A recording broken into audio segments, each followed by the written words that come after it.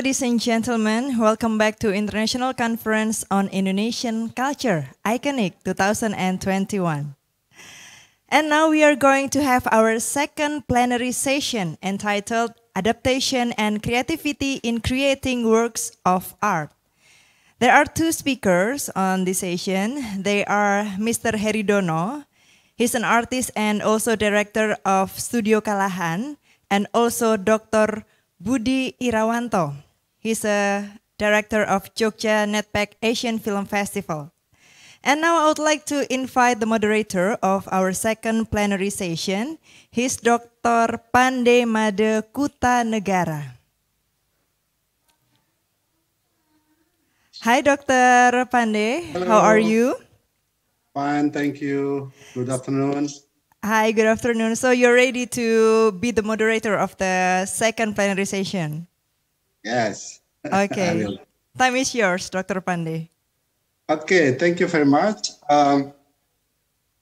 Bapak Ibu semua yang kami hormati, saya kira saya akan melanjutkan diskusi atau akan mencoba untuk mengumandani diskusi pada siang hari ini. Sama seperti Mas Lono, saya akan mencoba untuk menyampaikan dalam bahasa Indonesia, toh nanti juga bisa di dalam bahasa Inggris dan sebagainya. Teman-teman semua, selamat siang. Tadi saya sudah diperkenalkan, saya dari Departemen Antropologi UGM. Senang sekali bisa mendampingi dua tokoh yang sangat hebat sekali ini, Mas Heri Dono dan Mas Budi, yang selalu kalau di Jogja, kalau ada pameran, biasanya saya juga kadang-kadang datang melihat ada Mas Heri selalu dikelilingi oleh wartawan dan sebagainya. Waduh, sulit sekali ketemu beliau, dan pada siang hari ini saya senang sekali bisa mendampingi beliau. Begitu juga Mas Budi, ini kawan lama, senang sekali bisa bertemu. Nah, Bapak Ibu semua, saya ingin melanjutkan sedikit diskusi yang sejak pagi dengan sampai siang tadi, yang dibawakan oleh Mas Pujo dan juga Mas Lono, terkait dengan proses transformasi yang luar biasa, atau bisa dikatakan sebagai revolusi yang luar biasa, terutama adalah revolusi digital, sehingga dapat dianggap jangan-jangan ini merupakan satu proses menuju peradaban baru. Bahkan beberapa tulisan mengatakan jangan-jangan ini adalah titik awal dari renaissance budaya kita di Nusantara. Ini satu hal yang luar biasa, saya kira. Memang kita beruntung sekali ada dalam situasi semacam ini, bisa mengikuti prosesnya. Karena di dalam studi kebudayaan kita tahu, dalam hal juga saya kira proses-proses perubahan itu tidak bisa atau tidak mungkin dilakukan seperti pindah begitu saja. Yang disebut dengan shifting, pindah dari satu tempat ke tempat yang lain. Tetapi selalu ada proses-proses layering, proses-proses yang berjalan begitu saja, transformasi dan sebagainya. Nah, Bapak Ibu, kawan-kawan semua, pada siang hari ini atau pada sesi hari ini, kita akan mencoba melihat bagaimana sebenarnya proses adaptasi itu dilakukan. Apakah pandemi COVID-19 yang kita anggap bagi sebagian orang adalah satu titik di mana kita menjadi stagnan, berhenti gitu. Apakah itu memang betul terjadi? Tadi dari pagi sudah dalam diskusi juga kita lihat, ternyata terjadi proses inovasi, adaptasi dan kreativitas yang luar biasa yang dilakukan oleh berbagai pihak. Sehingga kita melihat begitu banyak sekarang karya-karya yang luar biasa yang kita bisa lihat gitu. Tadi pagi sudah kita lihat juga, dan juga di dalam media sosial kita lihat begitu hebatnya orang Indonesia. Tidak salah memang kalau kita anggap bahwa bangsa kita, masyarakat kita adalah masyarakat yang selalu kreatif. Nanti kita diskusikan mengapa bangsa kita menjadi bangsa yang kreatif, inovatif, selalu juga adaptasinya luar biasa, itu barangkali nanti juga menjadi satu titik yang kita diskusikan melalui dua orang yang sangat hebat sekali. Saya kira yang pertama adalah Mas Heri Dono. Ini sudah disampaikan, beliau selain artis juga adalah Direktur Studio Kalahan, ini yang sangat kenal di Jogja. Sedikit saya akan coba paparkan Mas Dono ini siapa sebenarnya. Mas Heri Dono adalah seniman kontemporer terkemuka yang basisnya ada di Jogja. Ya. Beliau adalah orang Indonesia pertama yang memasuki kancah seni rupa global pada tahun 1990-an. Baca CV-nya itu pada tahun 1985 dia sudah pameran di mana-mana, luar biasa sekali. Mas Heri merupakan salah satu generasi seniman Indonesia yang memulai karir pada tahun 1980. Sejak awal karirnya beliau telah berkeliling dunia untuk memamerkan dan menanggapi undangan lokakarya dari berbagai negara. Karya-karya beliau, pertama adalah karya-karya instalasinya, terinspirasi dari wayang. Ini luar biasa.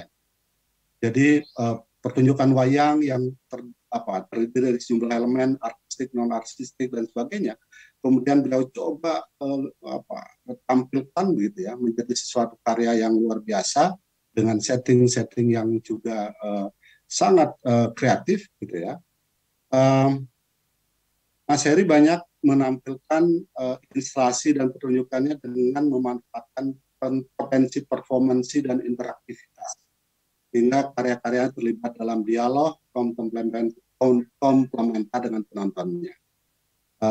Ada banyak karya yang dihasilkan, ya, beliau aktif. Ada banyak sekali penghargaan yang Mas Heri dapatkan, gitu ya. Misalnya dari penghargaan pada tahun 1998 dari penghargaan Pangeran Claus dari Belanda, kemudian UNESCO 2000, Adikarya Rupa pada tahun 2014, dan banyak sekali karya-karya beliau yang sangat terkenal. Dan hampir setiap tahun beliau berkarya, Mas Heri ini. Bahkan kalau saya lihat pada tahun 2021, ini belum habis di tahunnya, beliau sudah menampilkan ada 11 karya yang monumental di berbagai tempat. Mas Heri nanti akan menampilkan presentasi tentang adaptasi dan kreativitas dalam berkarya bagi seniman Indonesia. Bisa kita simak nanti. Nah, yang kedua adalah, sebelum nanti Mas Heri, yang kedua adalah Mas Budi Irawanto, Mas Dr. Budi Irawanto. Beliau adalah pengajar pada Departemen Ilmu Komunikasi, Fakultas Ilmu Sosial dan Ilmu Politik, dan Program Studi Kajian Budaya dan Media, Sekolah Pasca Sarjana UGM. Mas Budi juga sekarang menjabat sebagai Ketua Program Studi Doktor Pengkajian Seni Pertunjukan di Sekolah Pasca Sarjana UGM. Mas Budi banyak menulis buku, ya. Ini beberapa karyanya ini banyak sekali, gitu ya. Ada di beberapa tulisan di di beberapa di luar negeri. Juga sejak 2017 Mas Budi berkhidmat sebagai Presiden Jogja Netpark Asian Film Festival, dan beliau juga beberapa kali diminta sebagai Presiden juri dan anggota juri di sejumlah festival film internasional di Jerman, India, Korea Selatan, dan di Filipina. Judul presentasi Mas Budi nanti ada Adaptation as a New Creativity Art Making During the Pandemic. Nah, Bapak Ibu semua, ini dua presenter kita punya waktu sekitar 1,5 jam nanti. Dan saya persilahkan Mas Heri dulu terlebih dahulu, silahkan untuk presentasi. Sesudah itu dilanjutkan dengan Mas Budi. Monggo Mas Heri. Ya, terima kasih Mas Made Pande, Ketua Negara, dan juga ada di sini Mas Budi Irawanto ya. Jadi dan semua pada hadirin yang hadir pada acara webinar ini. Saya merasa terhormat diundang sebagai bicara di dalam forum mengenai adaptasi dan kreativitas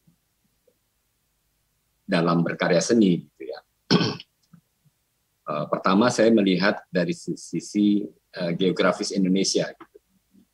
Kalau kita lihat dari sisi geografis Indonesia yang arkipelago seperti ini, di garis khatulistiwa dan juga di alam yang tropis, tentunya saya sendiri menganggap bahwa kita hidup seperti di tengah ombak ya. Kadang-kadang ombak itu besar, kadang-kadang ombak itu kecil, tapi kita selalu beradaptasi di dalam ombak tersebut gitu. Jadi di dalam kebudayaan kemaritiman, kita kadang-kadang lupa bahwa pada kira-kira abad ke-14 itu peta-peta dunia itu hampir memberikan detail-detail tentang wilayah airnya gitu. Lautnya, kemudian selatnya, sungainya itu detail-detailnya lebih banyak daripada detail daratannya gitu. Ketika kita menjadi negara agraris, kita menganggap pulau-pulau itu laut atau selat dan lain-lain kita anggap sebagai sesuatu yang menghambat kita untuk berhubungan satu dengan yang lainnya. Tapi kalau kita lihat dari masyarakat Bugis atau Makassar ya, itu mereka melihat dunia itu dari sisi airnya gitu. Daratan itu kemudian menjadi blank, daratan itu tidak ada informasi tentang jalan atau tentang rumah-rumah seperti itu. Dan orang-orang Bugis ini sampai hari ini pun masih dianggap sebagai mitos bagi orang Barat sebagai the boogeyman gitu ya.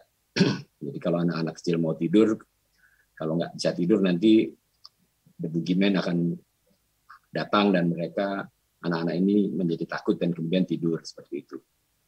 Dan orang-orang ini juga sampai misalnya di Northern Territory ke orang-orang native Australian itu sudah saling berhubungan ya. Mereka misalnya orang-orang native Australian itu ya sebetulnya kata aborigin itu sebenarnya juga sudah tidak boleh disebutkan kepada orang asli Australia karena aborigin itu hubungannya dengan istilah abnormal dan normal gitu ya. Origin dan aborigin itu sesuatu penghinaan terhadap satu suku bangsa gitu ya. Jadi yang memberi nama itu bukan orang-orang mereka sendiri gitu. Jadi mereka juga berkarya di Gua Leang-Leang di Sulawesi Selatan seperti itu. Jadi kalau saya melihat persoalan pandemi dalam 2 tahun terakhir ini, posisi seniman sebetulnya posisi yang tidak begitu dirugikan mengenai masalah di mana mereka berkarya. Karena ada pandemi atau tidak ada pandemi, kerja seniman adalah di studio gitu. Dan seperti halnya Gunawan Muhammad gitu. Gunawan Muhammad itu bisa menjadi produktif ketika ada pandemi gitu.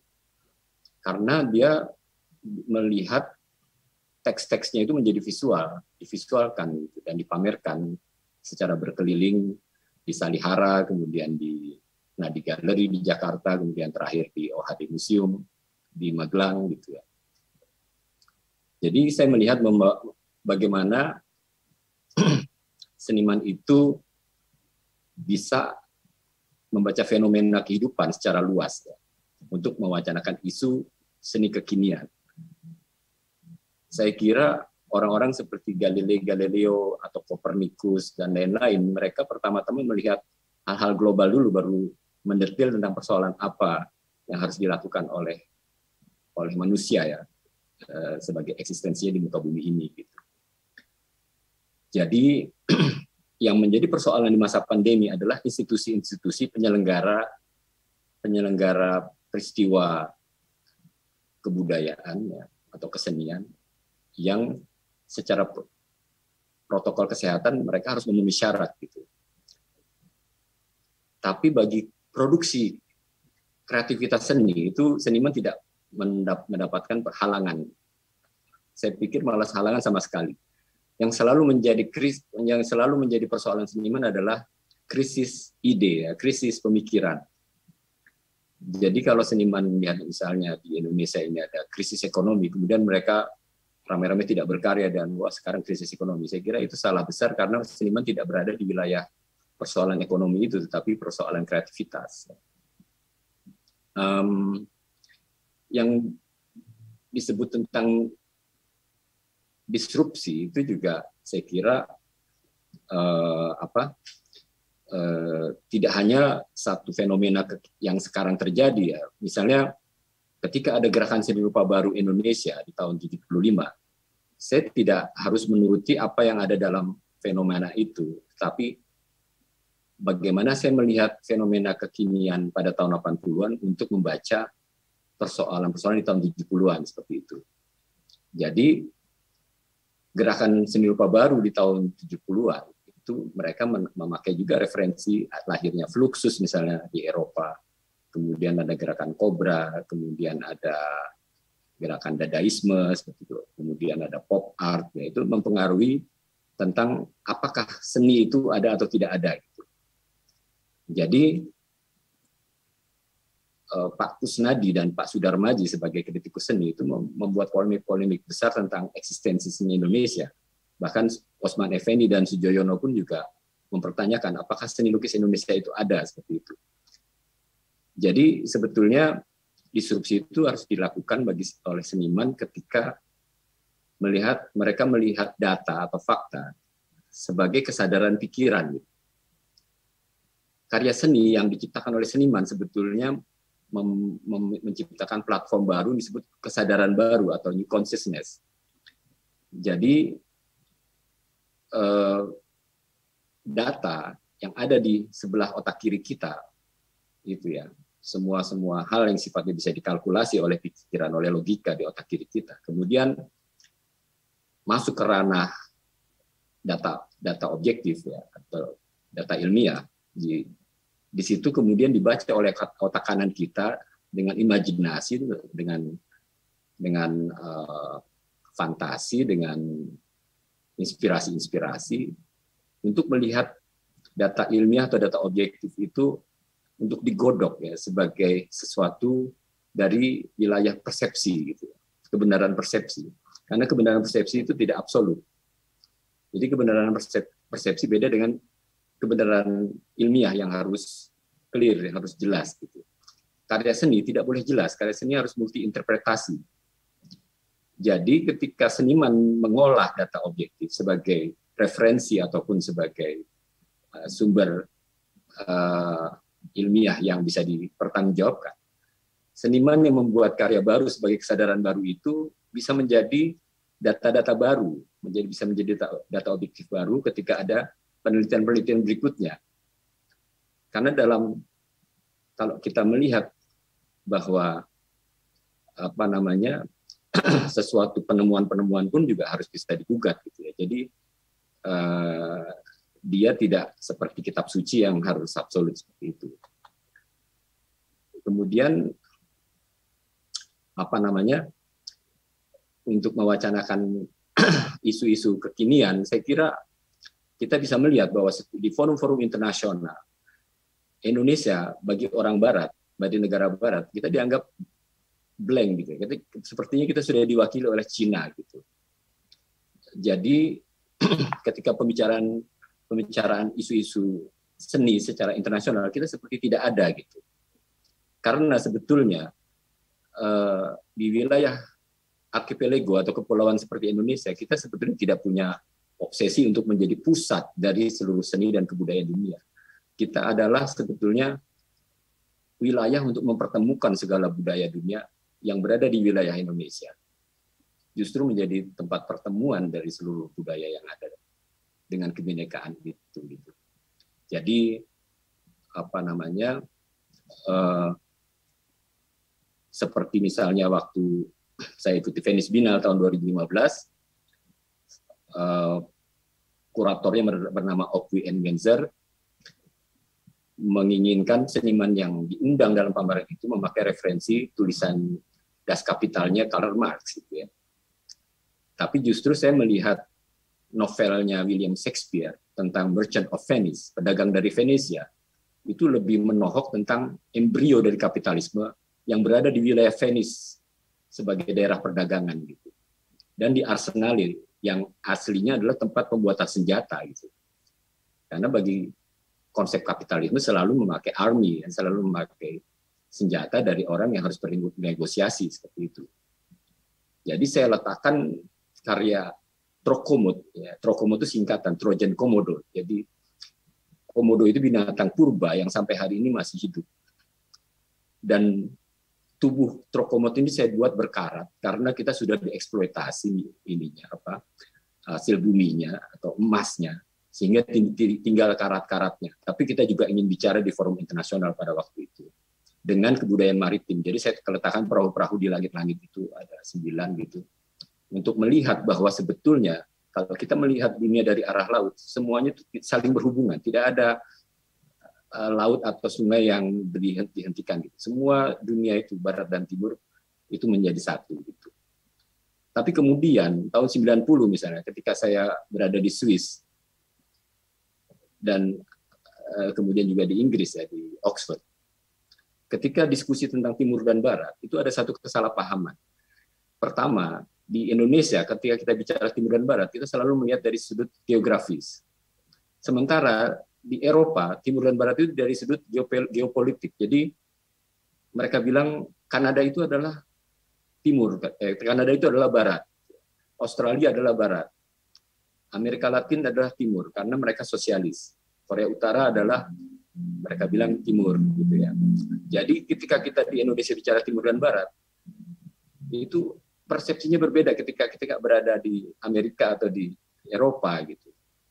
Karena apalagi ketika Soekarno dan Tito dan Nehru membuat gerakan non-blok yang tidak blok barat dan blok timur, sehingga posisi saya pada tahun 90-an sering dipamerkan di museum etnologi. Dan saya bilang kepada mereka, suatu saat mungkin saya jadi artefak yang akan diletakkan tulang-tulangnya di museum mereka gitu, sebagai karya seni. Karena mereka selalu melihat Asia itu dari segi ethnicity gitu. Saya sepertinya tidak berhak bicara modern dan mereka menganggap modern adalah milik mereka. Gitu. Jadi disrupsi yang pernah saya buat itu di depan keraton ya, di depan alun-alun utara itu, Kuda Binal. Ketika ada pameran Binal, saya dan teman-teman membuat Binal dalam arti kata Indonesia liar gitu. Jadi Binal resmi ditandingi oleh keliaran gitu ya. Karena pada waktu itu pada rezim Orde Baru banyak sekali aturan-aturan yang tidak memperbolehkan misalnya seniman muda untuk turut dalam acara bienal yang sakral gitu. Sehingga saya bekerja sama dengan para penggali kuburan dari Kuncen itu ada sekitar 25 orang untuk mereka belum pernah menari.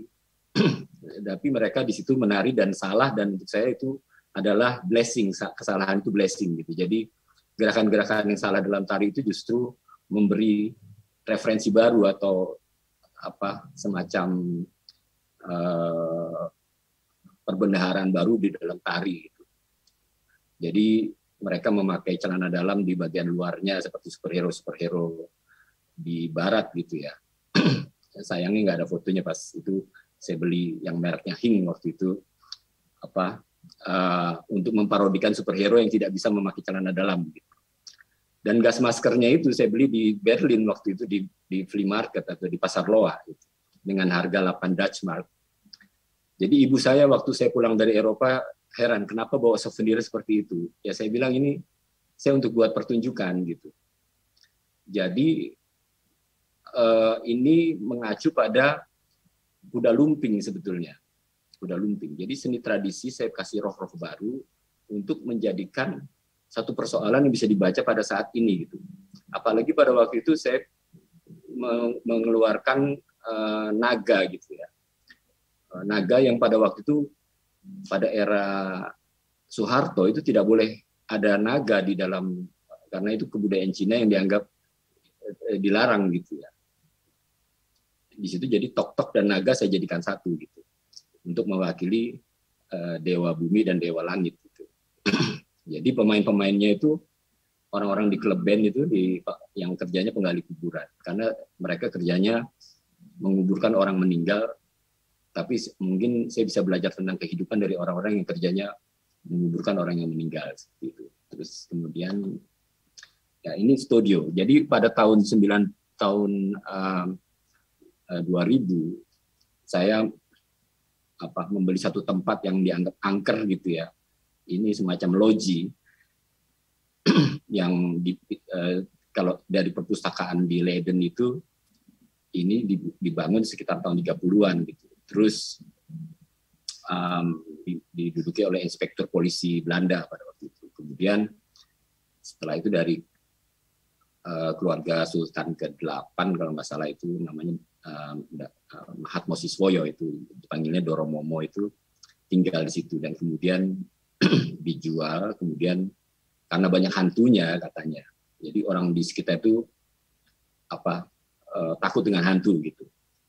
Tapi kalau saya baca misalnya novelnya bukunya Frank Kafka tentang The Metamorphosis, jangan-jangan kita itu predator semua gitu. Jangan-jangan manusia itu lebih berbahaya daripada hantu gitu. Jadi saya tinggal di situ dan hantunya juga mengerti dan mendapat hiburan dari karya-karya saya. Jadi hantunya nggak mengganggu saya karena sudah banyak hiburan melihat karya seni tiap hari gratis gitu.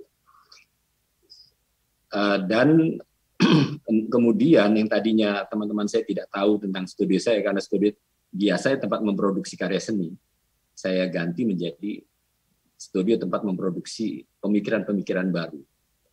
Karya seni adalah dampak dari pemikiran tersebut, gitu. Karena supremasi yang tertinggi dari seni adalah intelektualitas. Karena itu ada yang namanya properti intelektual. Yang kedua, yaitu estetika, tentang filsafat-filsafat yang dimasukkan di dalam karya itu. Karena kredonya adalah seni tanpa filsafat adalah dekorasi atau pajangan gitu. Jadi seni tanpa filsafat dia jadi pajangan saja gitu. Dan yang paling bawah itu adalah artistik, tentang masalah-masalah teknis yang orang bisa membangun dirinya dengan masalah-masalah teknis tersebut.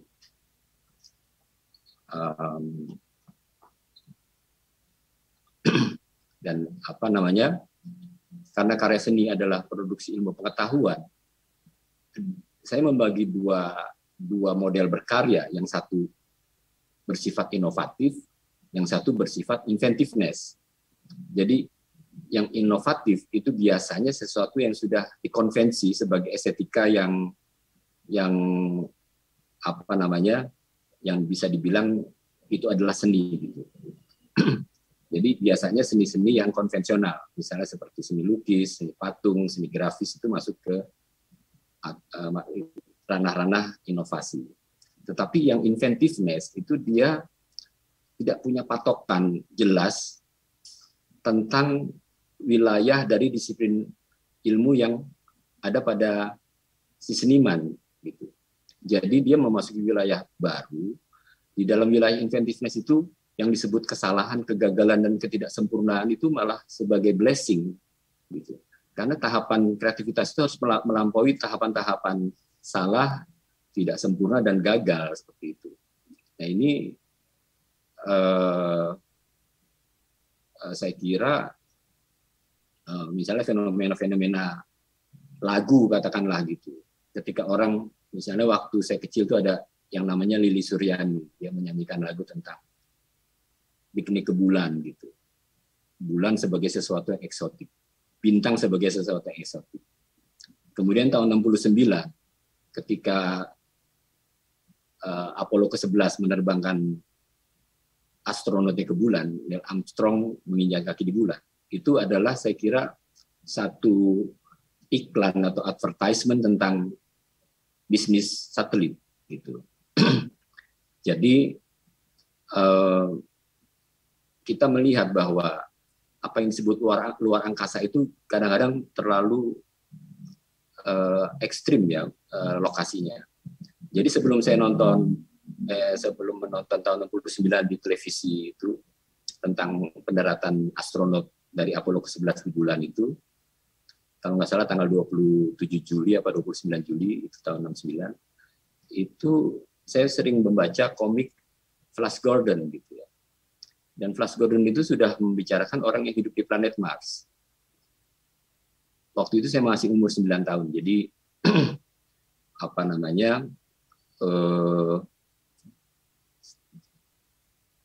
fenomena luar angkasa ya, saya pikir berapa senti dari atmosfer bumi itu sudah luar angkasa, dan satelit-satelit di luar angkasa itu sudah banyak sekali. Semua kegiatan manusia di muka bumi ini sudah diorganize oleh satelit-satelit tersebut. Jadi webinar, ya, Instagram, WA, itu ya, SMS semua sudah dikelola dari satelit. Dan dalam kebudayaan baru ini, saya kira kita semua bisa saling terhubung tanpa ada batasan-batasan negara seperti itu. Mungkin yang terakhir ini ya enggak yang tadi aja, Mbak. Jadi memposisikan karya seni melalui fenomena lokal dan global ke dalam kreativitas seni. Jadi yang menjadi persoalan sering terjadi adalah ketika kita menyalah tafsirkan tentang ketika orang bicara wayang atau gamelan gitu. Ketika orang bicara gamelan, kita selalu asosiasinya ke musik, bicara ke musik, ya, ke disiplin seni musik. Padahal gamelan itu luas sekali pengertiannya. Batik juga seperti itu. Kenapa disebut malam misalnya untuk membuat batik? Ya. Karena batik itu tidak dibuat malam hari dan dia harus dimalamkan sehingga dari matahari itu bisa dilihat bayang-bayang apa yang masih tembus gitu ya. Itu pesan-pesan apa yang bisa dimasukkan ke dalam batik tersebut. Jadi di sini saya bikin misalnya gamelan of communication gitu ya. Itu saya bikin di Jepang gitu karena di sana ada tradisi drink ceremony atau tea ceremony atau drink sake seperti itu ya. Itu di mana orang-orang berkomunikasi melalui upacara minum teh atau minum sake seperti itu. Dan di situ ada yang namanya Japanese Garden. Biasanya Japanese Garden itu batu-batu dan pasir-pasir yang diolah seperti itu. Tapi gamelan saya masuk di situ dan di situ mekaniknya bunyi, kemudian di Jepang sendiri mereka taruh di bawah stage-nya itu beberapa interface komputer untuk merespon seperti robotik dari gamelan-gamelan tersebut. Yang gamelan yang saya buat itu sebetulnya teknologinya masih reptil, jadi teknologi transistor yang sangat mungkin sudah dianggap semacam cyborg gitu kalau dalam kita lihat film Mad Max gitu. Jadi sesuatu benda-benda yang dirangkai kembali kemudian menjadi sesuatu yang secara benda sangat akrab dengan kita, tapi kemudian itu berada di wilayah baru seperti itu. Ya, saya kira itu dulu. Ya, nanti mungkin bisa ada di forum tanya. Luar biasa, Mas Heri. Ini mengingatkan kita ternyata benar ya, kita di Indonesia ya, negara maritim, start dari sana ini luar biasa nih. Ini menyadarkan kita betapa kita harus selalu siap dengan goncangan, selalu kreatif, adaptif gitu ya. Dan juga beberapa karya tadi yang disampaikan itu menunjukkan betapa misalnya sebagai seniman kita bukanlah atau tidak kemudian merespon situasi pandemi sebagai hambatan gitu. Karena sebenarnya seniman itu ada di studio, proses berpikir, kreativitas gitu ya. Itu yang kita boleh mandek kira-kira ya. Poin ini menarik banget. Saya sangat menikmati karya-karya yang ditampilkan, juga beberapa kali saya kira itu ada di pameran ya Mas ya. Itu saya dulu berhenti lama sekali di salah satu pameran di Jogja menikmati karya Mas Heri. Nah, baik Mas Heri, nanti kita diskusi lebih lanjut teman-teman semua. Kita lanjutkan dulu dengan Mas Budi Rawanto. Monggo Mas Budi. Baik, terima kasih Mas Ande Madi. Ini juga seperti Mas Heri ya, juga satu kehormatan bisa berbicara di sini karena ketemu banyak, bukan hanya para peneliti seni ya, tapi juga para pelaku seni yang saya kira hebat-hebat ya, memiliki reputasi yang luar biasa, termasuk Mas Heri ya, Mas Heri Dono. Saya kira sebelum saya mulai, saya ingin mengucapkan selamat ke Mas Heri ya, karena film tentang Mas Heri Dono ini film dokumenter baru dibuat oleh Wimo Ambalabayang, judulnya The Enigma of Hedonism. Hedonya itu dari Heri Dono. Itu menang di Festival Film Dokumenter sebagai film dokumenter Indonesia panjang terbaik. Saya kira Mas Heri ini bukan hanya seniman tapi juga menjadi sumber inspirasi dari kreator atau pembuat film. Yang berikutnya juga kepada para hadirin yang hadir secara virtual, saya ucapkan juga selamat siang ya, menjelang sore, dan saya kira ini menjadi forum yang menarik nanti kita untuk saling bertukar gagasan. Semula saya menyiapkan presentasi ini, mohon maaf presentasi saya tulis slide-nya dalam bahasa Inggris, bukan karena saya sok Inggris gitu, tapi karena judulnya internasional, jadi wah kalau internasional itu bahasanya harus Inggris. Makanya ini jalan tengahnya, ini slide-nya bahasa Inggris, presentasinya bahasa Indonesia. Baik, saya akan share saja supaya lebih cepat. Jadi seperti tadi yang sudah disampaikan oleh Mas Made, saya kira judul presentasi saya siang hari ini, Adaptation as New Creativity Making During the Pandemic, atau adaptasi sebagai kreativitas baru atau proses penciptaan karya selama pandemi. Ini beberapa poin yang ingin saya sampaikan. Saya akan bicara tentang setelah sedikit pengantar ringkas tentang apa kira-kira dampak dari pandemi di medan seni. Mungkin saya tidak akan bisa mencakup semuanya. Saya kira beberapa penyaji sebelumnya sudah berbicara ya di seni pertunjukan, misalnya tadi di pertunjukan wayang, dan kemudian juga di pertunjukan seni tradisi dan seterusnya. Kemudian saya ingin sedikit melihat, dan saya kira dari presentasi Mas Heri Dono tadi saya sangat bersepakat ya bagaimana sebenarnya relasi antara kreativitas dan krisis, atau mungkin juga kita bisa bahasakan krisis itu sebagai disrupsi ya, yang antara lain juga selain karena perkembangan teknologi digital yang dari pagi tadi sudah banyak dibicarakan, tapi juga karena pandemi COVID-19 yang saat ini kita hadapi. Dan kemudian kira-kira saya mencoba mengidentifikasi bentuk-bentuk adaptasi itu. Barangkali tidak komprehensif, tapi setidaknya beberapa itu mungkin kita bisa lihat, dan kemudian kira-kira yang mungkin belum banyak dibicarakan ya, kalau tidak dari pembicaraan tadi pagi, kira-kira implikasinya ke depan ini kira-kira apa? Artinya pasca kita tidak tahu COVID akan berakhir kapan, karena setiap saat selalu muncul varian baru dari COVID ya, yang terbaru dari Afrika dan seterusnya, yang kita tidak tahu, ini seperti jalan tak ada ujung ya. Pandemi ini kapan berakhir? Tapi apa yang bisa belajar dari proses pandemi ini?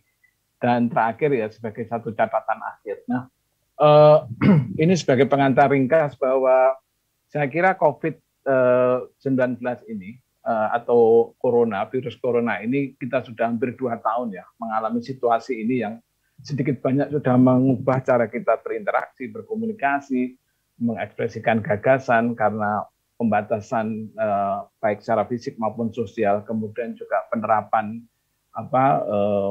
mobilitas secara terbatas ya dengan policy tentang PPKM dan seterusnya.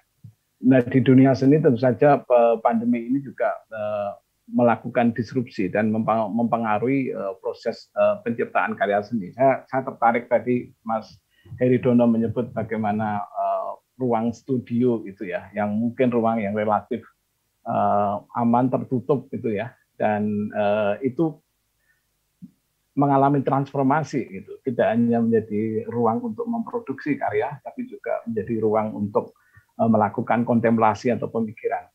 Yang saya kira situasi ini juga di sisi yang lain menghasilkan bentuk kekaryaan baru dan cara presentasi maupun konsumsi atau apresiasi yang baru.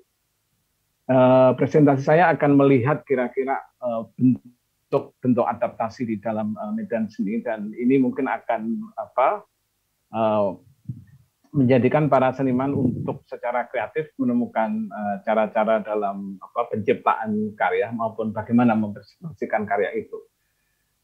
Nah, apa yang ingin saya argumenkan sebenarnya bahwa adaptasi itu adalah bentuk dari kreativitas, dan semestinya juga dipahami lebih dari sekedar penyesuaian ya dalam cara berkreasi maupun mempresentasikan karya seni. Dan adaptasi juga bentuk praktek kreatif itu sendiri. Saya melihatnya itu. Jadi bukan hanya sekedar sebagai cara untuk menyesuaikan gitu. Kalau misalnya produksinya kita jangan di luar, jangan outdoor, itu karena riskan ya. Misalnya di film itu juga terjadi ya, misalnya krunya dibatasi, kemudian tempatnya dipilih tempat-tempat yang jauh dari kerumunan. Bukan hanya ya itu terjadi ya proses penyesuaian seperti itu, tapi sebenarnya itu juga memberi peluang eksplorasi kemungkinan-kemungkinan artistik ya di tengah situasi yang sulit seperti ini.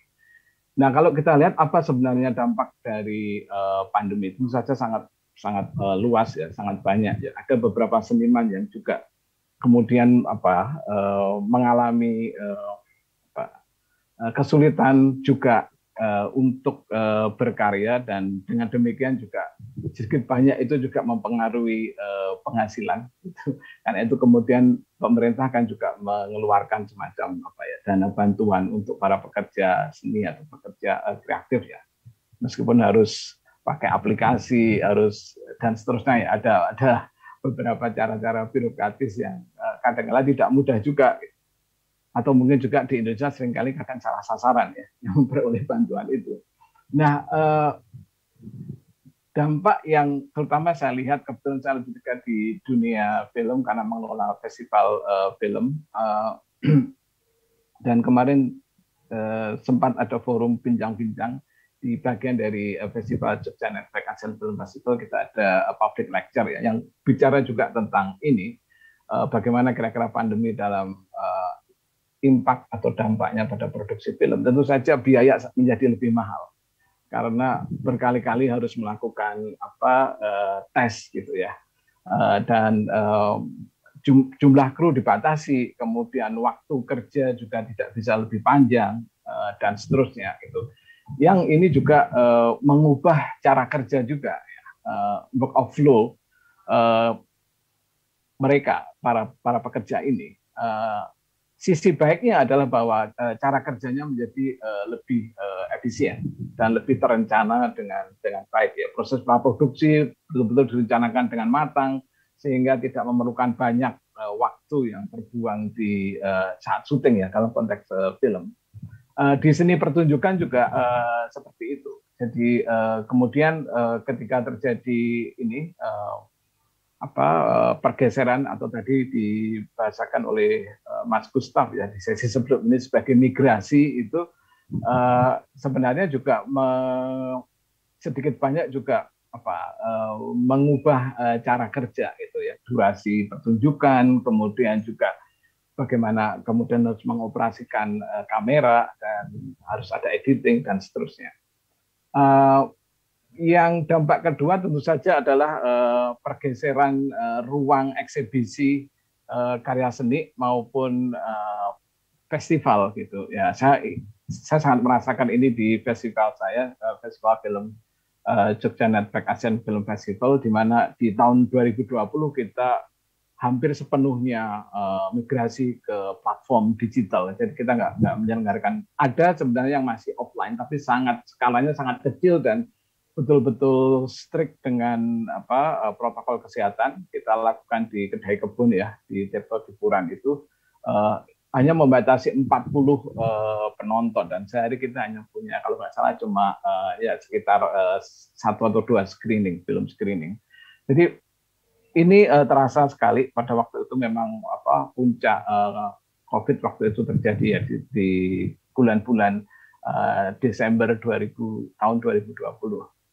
Yang ketiga, dan tadi saya kira di sesi-sesi sebelumnya juga banyak dibicarakan bahwa hilangnya apa yang disebut dengan liveness ya, sesuatu yang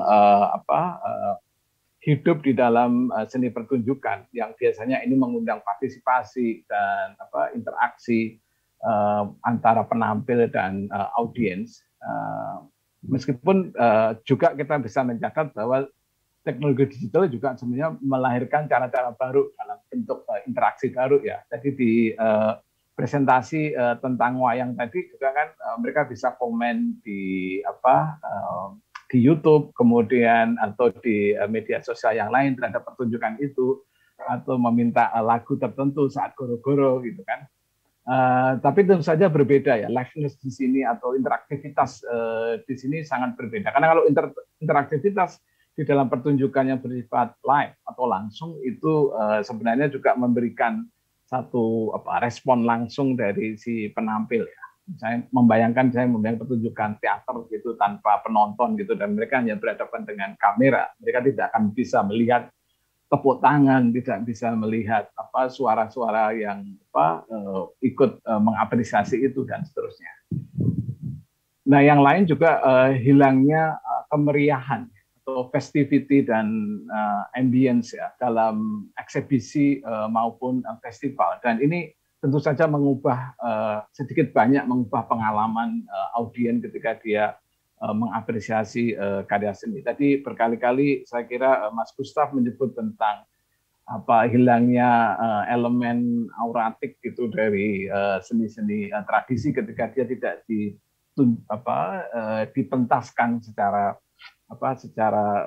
langsung, tapi dimediasi dengan menggunakan layar atau teknologi digital. Nah, sedikit mungkin saya agak cepat karena 15 menit. Kaitannya dengan kreativitas dan pandemi, saya kira poin yang menarik di sini sebenarnya kreativitas atau situasi COVID-19 ini, pandemi ini sebenarnya menantang apa yang selama ini kita terima sebagai sesuatu yang kita anggap konvensi atau kepastian-kepastian. Kita harus mau nggak mau harus berubah. Dan saya kira tadi Mas Heri Dono sudah memberi ilustrasi yang sangat menarik gitu ya. Bukan hanya seni beradaptasi dengan disrupsi, bahkan seni itu juga menciptakan disrupsi. Itu. Jadi yang dicontohkan dengan pertunjukan kuda binal tadi ya. Tahun 92 tadi ya, dan naga dan seterusnya tadi. Nah, saya ingat dari Erich Fromm pernah mengatakan bahwa kreativitas itu sebenarnya menuntut sikap untuk membuang semua kepastian-kepastian. Karena kalau masuk ke zona aman kepastian ya tidak ada kreativitas. Kalau Mas Hedi tadi juga tidak ada inovasi atau bahkan inventiveness tadi. Nah, di samping kita tahu bahwa ya banyak restriksi di dalam konteks pandemi ini, ya interaksi sosial, mobilitas, kreativitas sebenarnya bisa juga kita pahami sebagai kekuatan atau daya untuk mengkoneksikan dari hal-hal yang sepintas tidak memiliki hubungan. Saya kira karya Mas Heri Dono tadi mengilustrasikan dengan sangat baik ya, kuda Troya, kemudian dihubungkan dengan komodo, kemudian dihubungkan juga dengan eksploitasi atau ekstraksi sumber daya di Indonesia sehingga itu berkarat karena emas dan segala macam sudah diambil ya. Itu bagi mungkin awam gitu ya, umum mungkin itu hal yang terpisah-pisah. Tapi di dalam sebuah karya seni itu kemudian sesuatu itu bisa terkoneksi. Tapi koneksi ini bukan hanya di dalam sebuah karya, tapi koneksi itu juga di dalam proses produksinya. Ketika kolaborasi dalam proses produksi itu juga sebenarnya bentuk dari kreativitas. Ketimbang semata-mata menurut saya respon dari terhadap temporer terhadap situasi pandemi saat ini.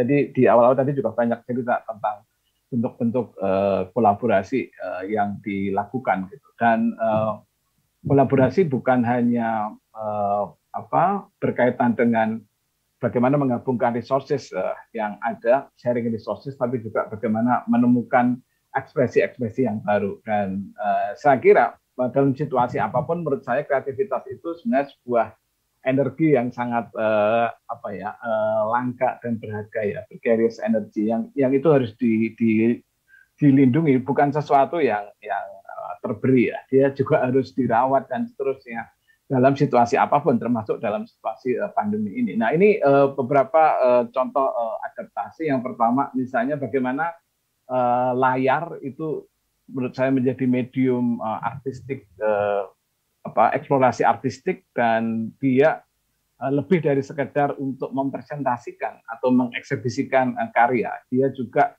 membentuk juga bagaimana audiens menikmati maupun mengapresiasi karya. Ini satu contoh ya, pameran di 8 Agustus 2020 di Galeri Nasional yang judulnya Manifesto 7 Pandemi, judulnya aja juga Manifesto Pandemi. Nah, ini yang menarik di pameran ini, sebetulnya saya menyaksikan ini secara virtual, ada beberapa bentuk ya, antara lain misalnya yang paling umum adalah perekaman dari misalnya entah pertunjukan atau praktek berkesenian gitu ya, melukis atau apa, kemudian direkam dan kemudian kita bisa nonton di di platform yang disediakan oleh pameran daring ini. Tapi juga ada yang menggunakan layar di situ sebagai cara misalnya membuat kolase dan segala macam, atau menciptakan kayak situasi di alien di alam yang di luar angkasa dan seterusnya. Jadi di situ layar juga menjadi mozaik, bukan hanya menjadi tempat interface kita bisa melihat karya. Ini juga menurut saya upaya-upaya yang menarik dilakukan. Kemudian yang berikutnya adalah bagaimana menggunakan sejumlah features dari teknologi digital untuk menciptakan situasi yang lebih interaktif ya. Kemudian partisipatoris, dan kemudian bagaimana ini juga mendorong audiens untuk bisa lebih menikmati atau mengapresiasi karya itu ya. Jadi kayak misalnya pertunjukan wayang yang kemudian ditayangkan secara digital ya, di mana penontonnya adalah penonton yang mengakses melalui gadget atau melalui laptop atau komputer apapun gitu, yang dia bisa sebenarnya berinteraksi tadi ya, dengan menggunakan fitur-fitur yang ada di sini. Dia bisa like, dia bisa meminta tembang atau lagu tertentu ya, ketika saat goro-goro, kemudian juga dia bisa menyapa penonton yang lain atau memberi salam pada dalang dan seterusnya gitu. Nah, ini model-model yang juga sebenarnya diterapkan oleh teman-teman di teater garasi itu, yang dia tidak hanya sebuah rekaman pertunjukan teater, tetapi penonton juga kemudian masuk ke ruang-ruang yang dia bisa memilih pertunjukan apa, dan dia bahkan juga ikut menentukan mau kemana ini, cerita, narasi, dan seterusnya. Jadi saya kira ini eksperimen menurut saya yang patut dicatat ya, bagaimana teknologi itu digunakan bukan hanya sekedar menjadi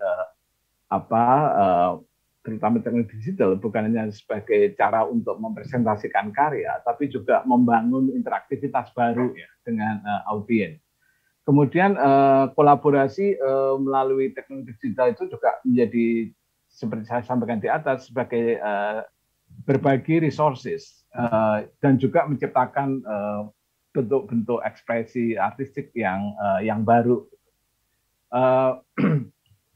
Ini yang terjadi ya. Jadi bagaimana sebenarnya juga bahwa kolaborasi itu juga sebenarnya kan kita punya kelebihan di sini dan yang lain di sana, dan itu sebenarnya gap itu bisa terjembatani dengan kita melakukan sharing atau kolaborasi dalam berkarya gitu ya. Di film ya ada misalnya dari musisi ya, kemudian pembuat film itu hal-hal seperti itu sudah banyak dilakukan ya. Jadi proses timbal balik mereka menggarap video di dunia film independen misalnya. Musisi independen memberi ilustrasi untuk filmnya, pembuat film kemudian membuat video clips untuk musiknya ya, atau mereka bekerja sama ya satu dengan yang lain. Dan situasi pandemi sebenarnya tadi di awal saya kira di keynote speech Profesor Wening juga dia bicara bahwa yang terjadi juga muncul solidaritas ya. Entah bisa kolaborasi ini berangkat dari solidaritas itu, tapi juga dia bisa berangkat dari kebutuhan artistik ya, untuk saling berbagi resources dan menciptakan karya kreatif. Oke, ini tadi ilustrasi untuk bagaimana di tahun 2020 festival saya itu hampir sepenuhnya masuk ke dalam digital. Di 2021 ini yang sekarang masih berlangsung festivalnya sampai 4 Desember, itu kita sudah hybrid ya, menggabungkan antara itu pun juga dengan pembatasan penonton hanya boleh sekitar 70% di gedung bioskop gitu. Tapi juga dengan masih menggunakan lewat klik film, orang bisa juga menikmati tanpa harus hadir di sana. Nah, kira-kira apa implikasi ini bagian terakhir dari presentasi saya di masa depan? Kita nanti di sini kita bisa berdiskusi lebih jauh. bahwa belajar dari pandemi ini sebenarnya para seniman bisa menciptakan tadi cara kerja baru yang mungkin jauh lebih efisien ya. Paling tidak di dunia film mereka belajar banyak dari situasi pandemi ini bahwa bagaimana membuat biaya produksi itu bisa lebih tidak besar ya, meskipun tadi ada efek besar, tapi mereka menjadi tahu ya timnya lebih bagaimana membentuk teamwork yang lebih solid, bagaimana kerjasama antar bagian itu menjadi sesuatu yang sangat penting, dan ini yang juga penting ya, pandemi itu juga orang kemudian sangat mengapresiasi ya, pentingnya kesehatan dan kenyamanan kerja atau dalam membuat sebuah karya. Kalau dulu karena nggak ada pandemi ya, orang nggak terlalu takut dengan turunnya imun dan segala macam, tapi sekarang menjadi penting ya, kayak terutama kayak dalam di film itu kadang jam kerja mereka overwork ya, melampaui lebih dari 12 jam ya, hampir bisa 24 jam dan seterusnya. Itu sangat tidak sehat, dan situasi pandemi sekarang memaksa kemudian mereka harus mengubah cara yang tidak sehat seperti itu. Dan difasilitasi oleh teknologi digital tadi inisiasi kolaborasi itu sebenarnya bisa mengatasi problem-problem jarak ya, yang mungkin juga sebelum pandemi itu juga sudah dilakukan saya kira. Tapi sekarang intensitas itu menjadi lebih tinggi ya. Saya sendiri merasakan ya di kampus, mungkin Mas Made juga merasakan ya, selama COVID ini kok rapat malah lebih sering ya, atau meeting-meeting dengan Zoom itu. Jadi kita sampai mengalami kelelahan Zoom. Ternyata itu situasi kebutuhan kita untuk berinteraksi, bekerja sama dan seterusnya itu malah lebih tinggi di situasi seperti ini, dan itu juga kemudian muncul banyak ya ide-ide yang menarik ya. Kalau kita lihat misalnya selama pandemi ini film-film yang diproduksi di periode pandemi ya, di tahun 2020 akhir dan awal ya sekitar pertengahan awal atau pertengahan 2021 itu malah justru menang di banyak festival. Karena setelah saya gali itu intensitas mereka berdiskusi dan segala macam brainstorming itu malah lebih tinggi gitu, lewat Zoom, lewat ada juga pertemuan, tapi terutama lewat difasilitasi oleh teknologi digital ini, mereka bisa, yang satu ada di Italia, di Jogja, di mana mereka tetap bisa terkoneksi. Nah, kemudian bentuk-bentuk dari ke depan mungkin ya, saya masih percaya memang akan hybrid gitu ya, ada yang bentuk online dan offline ya, baik eksibisi atau pameran seni dan festival. Yang menurut saya satu yang menarik ketika sebagian ada yang offline, yang online itu juga akan bisa merengkuh kira-kira audiens yang lebih luas secara global. Jadi terakhir sebagai catatan bahwa pandemi COVID-19 kita bisa pahami sebagai sebuah, sebenarnya kalau kita tempatkan dalam konteks yang lebih luas adalah krisis yang terus-menerus ya, dan resiko yang sebenarnya selalu kita hadapi ya dalam masyarakat kontemporer yang sangat rentan dan rawan maupun yang penuh dengan ketidakpastian. Jadi kita tidak pernah tahu ke depan akan ada pandemi bentuk apa lagi, krisis bentuk apa lagi ya. Tapi kita harus selalu dalam situasi untuk melihat bahwa kita sebenarnya selalu dalam krisis yang permanen. Sebenarnya. Tidak pernah kita luput dari krisis. Tadi Mas Heri mengilustrasikan dengan baik ya, misalnya bagaimana sebagai negara yang terletak di Khatulistiwa dan maritim, kita ini selalu ada di dalam ombak gitu, perubahan terus-menerus gitu, yang itu sesuatu yang harus kita hadapi. Kemudian pandemi juga bisa menjadi konteks dan kondisi dari praktek kreatif yang tentu saja itu bisa membatasi, tapi juga menawarkan tantangan-tantangan baru bagi para seniman dalam proses penciptaan karya maupun bagaimana karya itu dipresentasikan. Dan terakhir, bahwa adaptasi selama pandemi di medan seni sebenarnya mendorong para seniman untuk menemukan kemungkinan kreatif ketika mereka menciptakan maupun mempresentasikan karya seni, dan ini juga akan menghasilkan pengalaman-pengalaman baru ya bagi mereka yang mengapresiasi karya ini.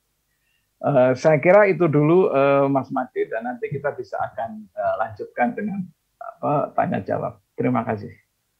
Makasih Mas Budi. Wah, ini luar biasa nih. Ternyata apa yang disampaikan Mas Heri Dono ini nyambung gitu ya.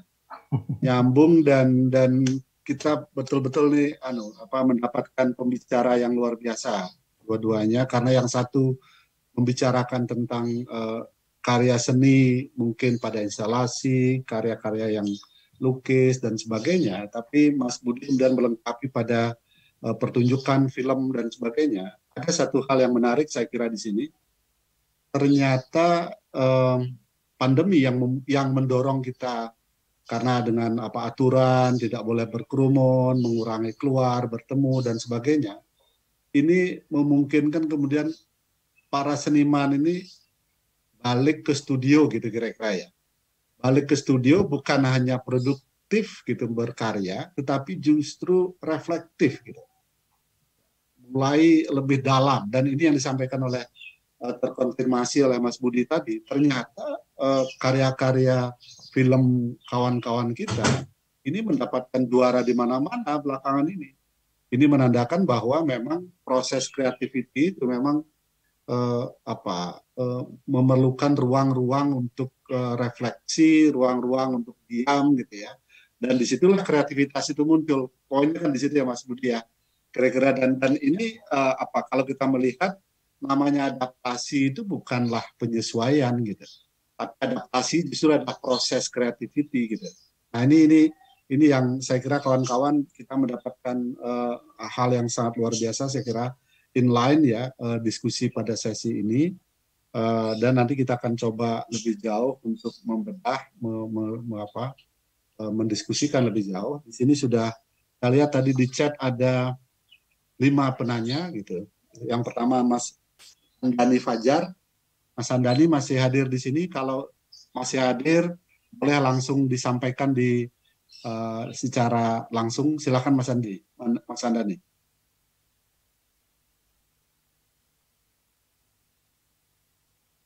Masih mute Mas. Oh, saja saya sampaikan. Baik, Mas Andani ini bertanya tentang, apakah pameran dalam konsep virtual akan selamanya menjadi salah satu alternatif untuk mengkomunikasikan karya itu, kreativitas itu kepada publik? Nah, ini satu pertanyaan. Barangkali pertanyaan berikutnya juga bisa disambung dengan pertanyaan Mbak Ade ya. Mbak Ade Panjaitan hadir di sini enggak? Apa ingin menyampaikan secara langsung? Mbak Ade? Nah, mungkin sudah tidak ada. Kalau tidak ada, saya lanjutkan gitu. Pertanyaan yang kedua adalah, kira-kira bentuk seni macam apa yang bisa lahir dari hasil adaptasi terhadap situasi pandemi ini? Kemudian, dengan keterbatasan medium online, maka siasat apa yang harus dilakukan seniman agar tetap terjadi transformasi makna terhadap apresiasinya? Mungkin 2 hal itu bisa dijawab dulu Mas Heri dan Mas Budi. Monggo Mas Heri dulu. Ya, terima kasih. Ini dari Mas Adian ya, tentang apa itu tadi Mas Made itu pertanyaannya. Pameran dalam konsep virtual akan selamanya menjadi salah satu alternatif. Oh iya. Saya kira ini sesuatu yang menarik ya tentang pameran virtual ya, karena dalam pengalaman saya ketika ada pameran-pameran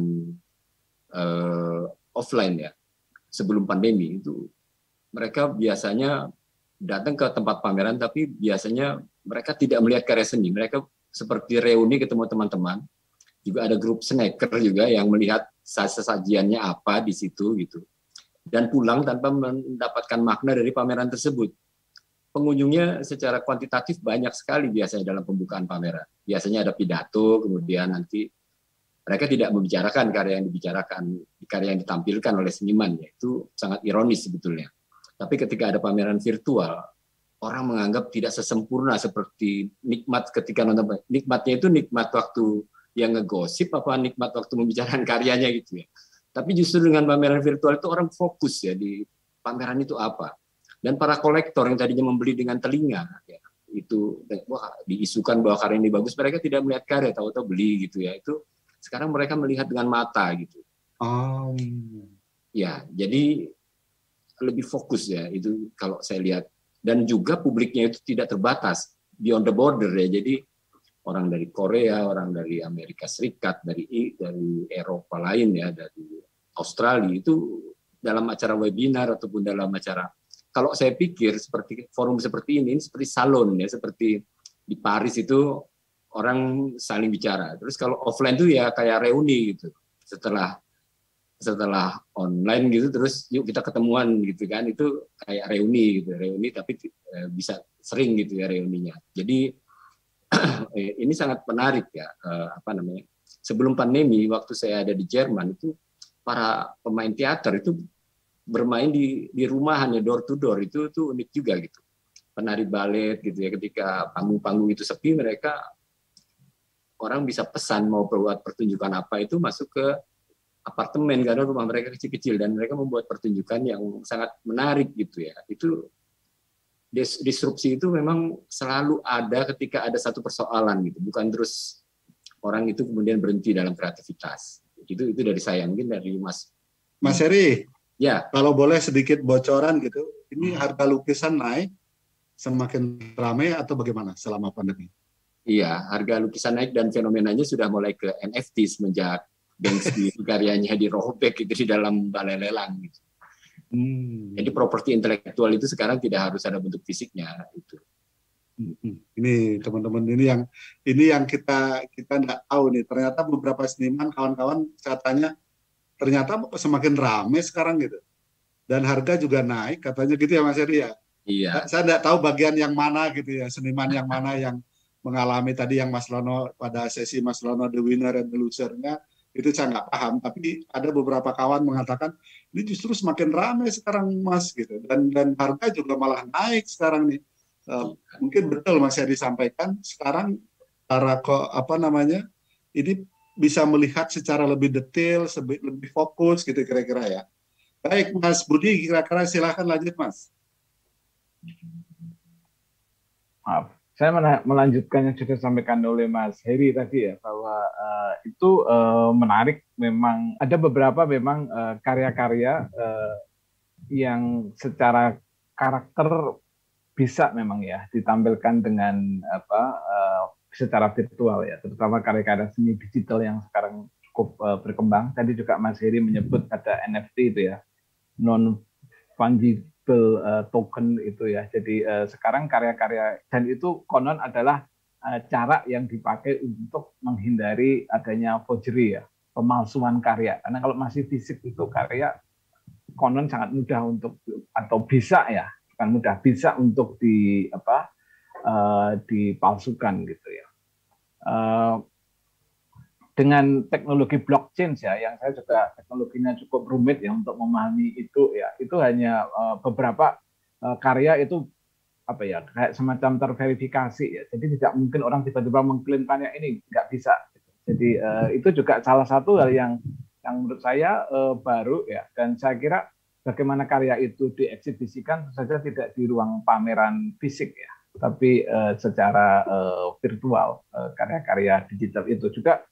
Misalnya seni media baru ya, atau new media art juga itu sangat mungkin untuk dipamerkan secara virtual. Gitu. Tentu saja masih ada juga seni instalasi yang dipamerkan secara fisik di galeri atau di museum. Tapi model-model seni ini yang basisnya layar, apalagi itu ya, seperti seni media baru itu sangat mungkin untuk eksibisikan secara virtual. Jadi menurut saya pas dua-duanya akan ada ya, hybrid itu. Jadi yang bersifat fisik kemudian yang bersifat virtual itu juga akan terus ada ya. Termasuk tadi kalau selama ini tadi Mas Made menyinggung ya, jual beli karya itu ada di balai lelang yang fisik ya, entah itu di balai lelang Christie yang ada di London atau di Hong Kong atau di mana, sekarang bisa dilakukan juga secara itu, secara virtual tadi dengan tadi NFT itu.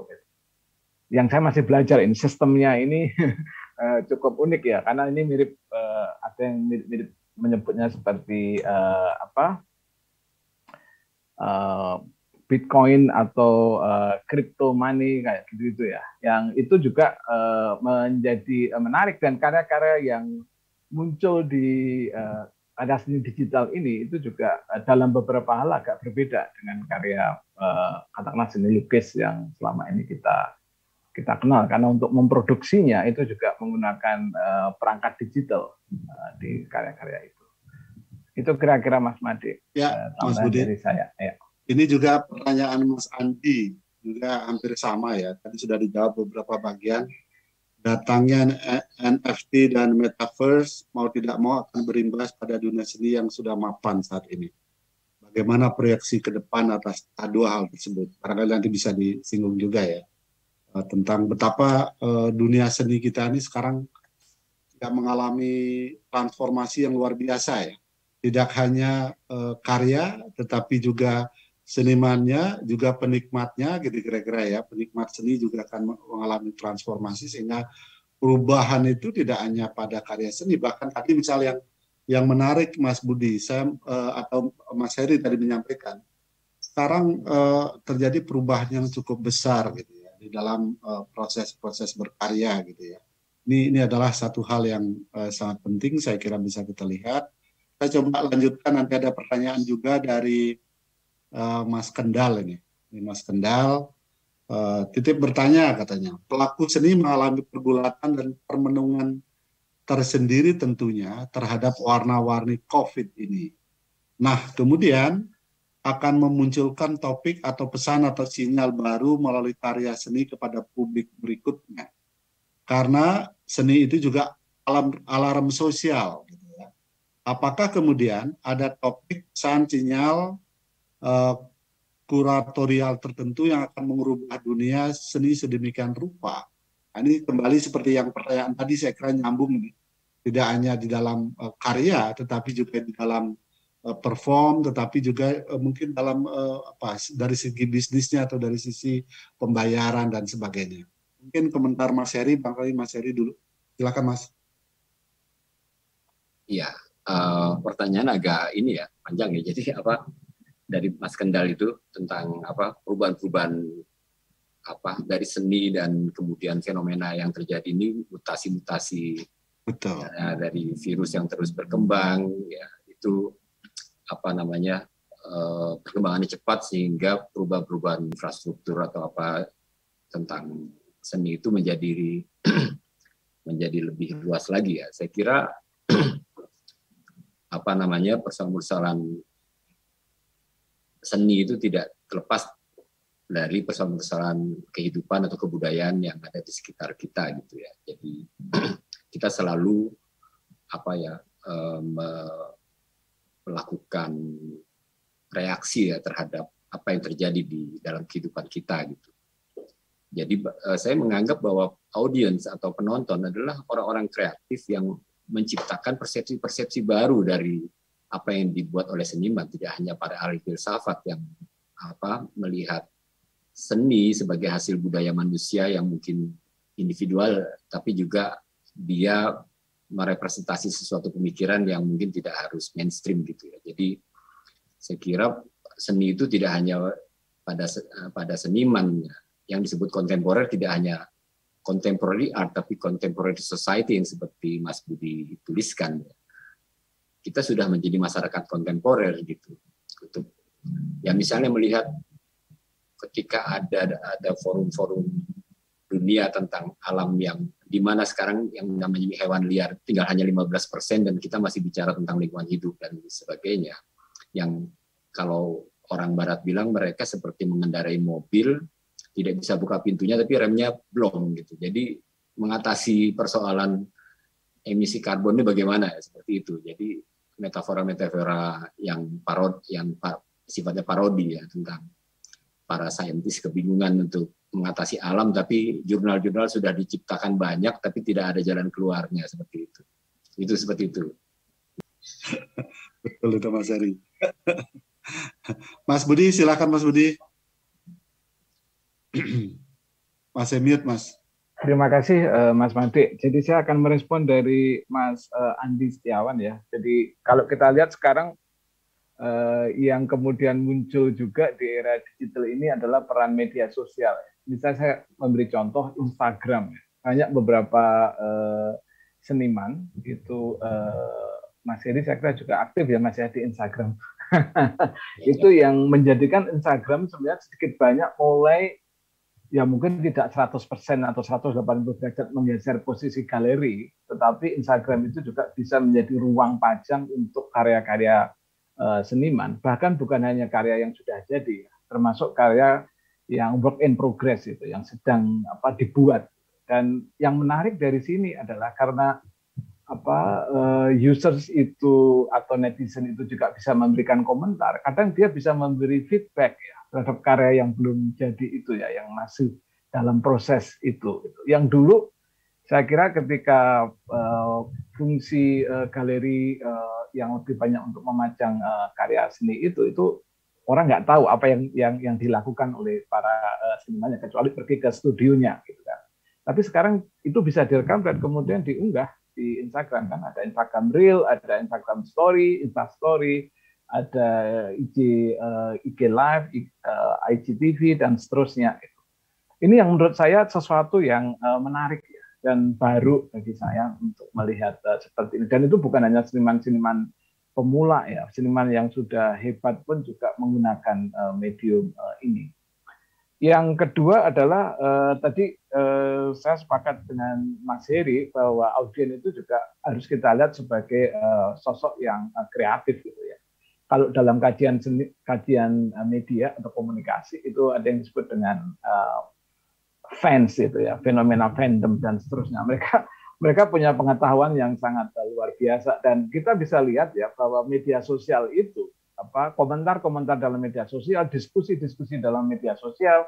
Sekarang misalnya juga Twitter juga punya fasilitas kayak Space, kemudian ada juga fasilitas-fasilitas Clubhouse seperti itu yang orang bisa membicarakan di situ. Dan sebenarnya ini menurut saya sedikit banyak menggeser peran kritikus konvensional ya, kritikus seni konvensional, karena kita tidak bisa meremehkan ya, mengunderestimate pengetahuan dari para netizen atau yang mereka tidak mengklaim diri sebagai kritikus seni. Kalau mereka cukup punya pengetahuan, dan sehari ini kita sangat terbuka ya mencari pengetahuan itu banyak banget gitu, tidak harus lewat sekolah dan seterusnya. Itu yang menurut saya akan sedikit banyak mengubah juga ya medan seni, karena kemudian percakapan, diskusi yang intensif dan seterusnya itu justru berlangsung di antara para penikmat seni itu, dan itu kebetulan saya belum join ya di beberapa kayak Clubhouse atau ini, itu diskusinya katanya lebih seru dan beberapa orangnya juga knowledgeable gitu, mereka ngerti banget tentang seni itu gitu. Jadi itu tidak kritikus gitu, orang yang ya penikmat yang memang intens gitu ya. Kalau dianalogikan di dalam kajian media itu kira-kira itu komunitas fandom gitu atau fans gitu, yang mereka punya pengetahuan teknis yang detail dan seterusnya. Kemudian berikutnya dari Mas Kendal tadi menarik ya, ada poin yang disebut bahwa seni itu juga menjadi alam sosial gitu. Dan ya saya datang di beberapa pameran misalnya juga meskipun juga itu dibatasi ya, respon terhadap pandemi itu juga muncul di dalam karya gitu, dan ya muncul di dalam karya seni rupa atau seni lukis gitu. Tetapi juga bahwa seni itu sendiri sebenarnya selalu atau kreativitas secara spesifik tadi sebenarnya selalu berusaha untuk keluar dari kepastian ya, certainties atau juga kemapanan ya. Saya kira ilustrasi dari karya Mas Heri tadi di presentasi itu menunjukkan itu sebenarnya gitu kan. Orang pemilahan Barat Timur yang seakan-akan sesuatu yang kita terima begitu saja, dipersoalkan lagi gitu ya. Konsep-konsep tentang relasi manusia dengan alam itu juga bisa problematisasi lewat karya seni, dan yang membedakan itu dengan bidang yang lain bahwa karya seni selalu menyentuh dimensi emosi dan afeksi. Itu yang menurut saya melampaui aspek-aspek kognisi. Bukan tidak penting ya kognisi, tapi selalu ada keterbatasan gitu ketika kita bicara itu. Dan tadi Mas Heri juga bicara bahwa seni juga sebenarnya ada perkara intelektualitas, itu saya sepakat ya. Tapi juga aspek-aspek afeksi itu yang hari ini banyak menjadi persoalan yang dibawa oleh kehadiran media sosial, dan saya kira yang bisa jadi sangat negatif kemudian akses-aksesnya, dan seni saya kira bisa masuk ke sana. Kira-kira itu yang bisa saya. Ini pengetahuannya tambah banyak nih Mas Heri, Mas Heri sama Mas Budi nih. Ternyata tadi kita bicara tentang seniman masuk ke ruangan gitu ya, ke studio, kemudian refleksi dan sebagainya. Tapi begitu dia terhubung dengan media sosial, ternyata di situ kritik mulai muncul ya. Sehingga muncul kemudian meskipun dia ada di dalam ruangan yang terkotak-kotak dan sebagainya, tetapi dengan dunia luar justru terhubung begitu luas ya. Dan ini sehingga di dalam proses penciptaan kreativitas itu justru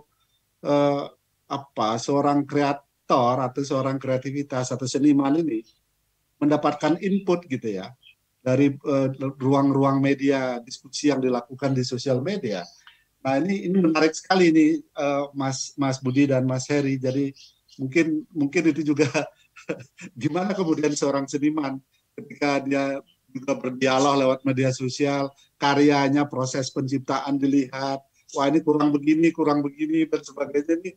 Ini barangkali juga sehingga mungkin karya-karya komunal mulai masuk dan sebagainya, mungkin ada juga hal-hal semacam itu ya. Tapi mungkin nanti bisa direspon lagi nih. Ada pertanyaan berikutnya nih, menarik ini Mas Heri, dari Ibu Zuliati dari ISI Solo, ini Surakarta. Mas Heri katanya, dalam menciptakan dan mendistribusikan karya melalui media virtual selama masa pandemi, apakah juga mempertimbangkan bagaimana cara mengapresiasi dari audiens yang juga beralih dari manual ke digital? Menurut Mas Heri Dono, apakah ada reduksi makna pesan dari karya yang ingin disampaikan ke audiens? Jadi ketika dari yang faktual ke digital, nah ini gimana nih? Apakah ada reduksi-reduksi di dalamnya? Itu pertanyaan yang pertama ini, karena banyak sekali pertanyaannya. Kemudian juga masih ada pertanyaan yang tadi tentang tanggapan tentang NFT itu. Masih ada debat kenapa seni online ada harga, ada diskusi bahaya pemasaran, artinya adalah ada banyak hal juga tantangan di situ ya. Itu yang pertanyaan dari Pak Steve Mendel. Kemudian satu lagi saya kira adalah melihat dari fenomena seni yang beralih dari offline ke online, bagaimana seniman maupun sinias dapat berkomunikasi dengan masyarakat yang tidak memiliki akses ke dunia virtual atau di digital ini. Lalu bagaimana Pak Budi atau pandangan Mas Budi terhadap seni film dari Art House Film Festival semakin dikenal dan dimengerti oleh banyak anak muda? Ini jadi dua-duanya bisa dijawab oleh Mas Heri dan Mas Budi. Monggo silakan Mas. Mas Budi dulu mungkin. Mas Budi dulu dah. Boleh bergantian ya supaya adil ya Mas Heri ya. Oke, ini dari Nindya ya. Jadi pertanyaannya tadi film yang dari art house atau film festival semakin dikenal dan dimengerti banyak anak muda. Saya kira dengan dulu ya, ketika festival kita sepenuhnya bersifat fisik ya, orang hanya bisa hadir ke tempat festival itu, ke venue festivalnya dan menonton, tentu saja dibatasi jumlah kursi, karcis dan segala macam yang orang bisa masuk. Dan ketika kemudian sebagian atau sepenuhnya migrasi ke platform digital, akses terhadap karya itu tentu saja akan lebih luas. Bahkan tidak hanya di Indonesia ya, sampai di luar pun sebenarnya orang bisa mengakses dari manapun sepanjang punya tadi koneksi internet dan koneksinya stabil dan seterusnya.